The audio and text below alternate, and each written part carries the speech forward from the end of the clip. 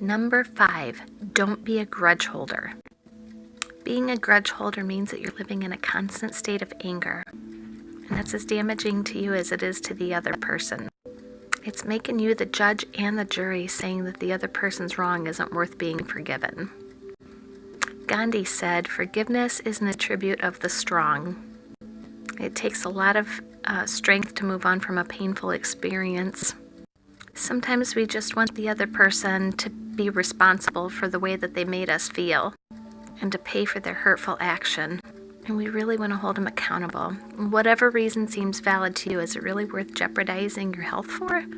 Bottling up anger can adversely affect your health. And a study by the American Heart Association suggests that higher levels of anger may increase the risk for coronary heart disease, as well as increase the risk for high blood pressure. The angrier you feel, the less likely you'll be able to see something from another perspective.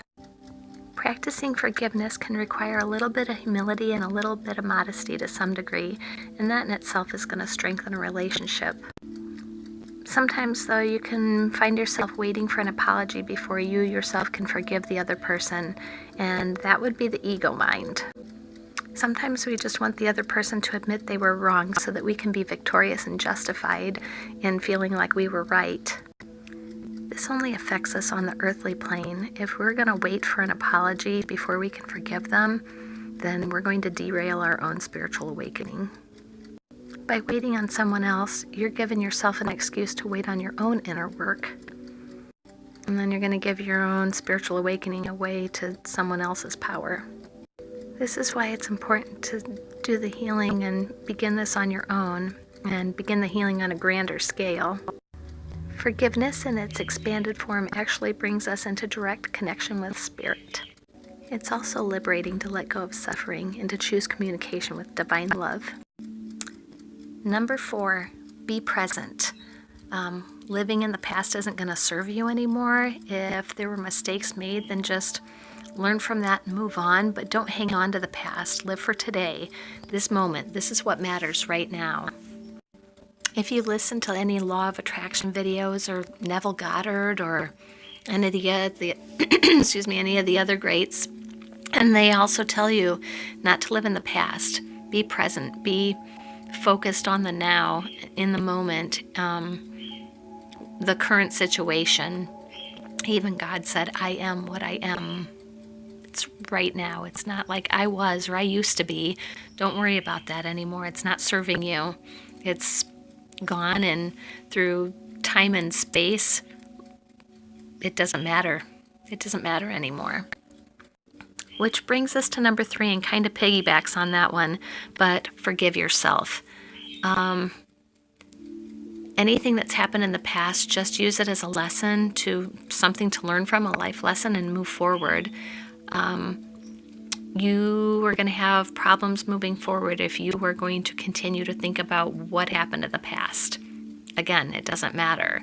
So learn to love yourself, forgive yourself. We're all here to learn lessons, and that's part of it. And there isn't going to be anybody that's completely free of mistakes. Just use it as something to learn from and move forward. Just don't do it again. Sometimes it's good to make a mistake anyway, because we can use that as a teachable moment to share with somebody else, whether you're raising a child or you have a good friend that's going through something, or you come across somebody that you don't even know and they're having the same issue. Then you're coming from a better place if you went through the same thing. You're coming from a place of experience, so you can speak from your heart saying, "Hey, I went through this and this is what I experienced from it." But don't hold yourself in such a rough place. You need to forgive yourself. You need to love yourself and be happy, be able to move on and be grateful for that experience, even though it might seem rough. Just to say, "Hey, I learned this and this from it." So, which brings us to number 2, gratitude. Even if it's something that seems like it was a horrible situation, give gratitude to it. Give gratitude to it for the lessons learned. Be thankful for anything in your experience. Every day is a gift. And the number one thing to help you in your highest good is smile. Even if it's for no apparent reason, I don't know why, but if you just smile, it's gonna make you happier. Even if you're upset, I remember being younger and having a friend that would make me laugh if I was upset about something, and I'm like, stop it, just let me be mad for a minute. But there's really no sense in that. Just smile, and for whatever reason, it'll just make you happier, even if you're kind of in a blasé mood. So that's my 5 things. I hope you enjoyed watching. If you enjoyed this video or if you learned from it, please give me a like and a subscribe. Thank you. Have an awesome day.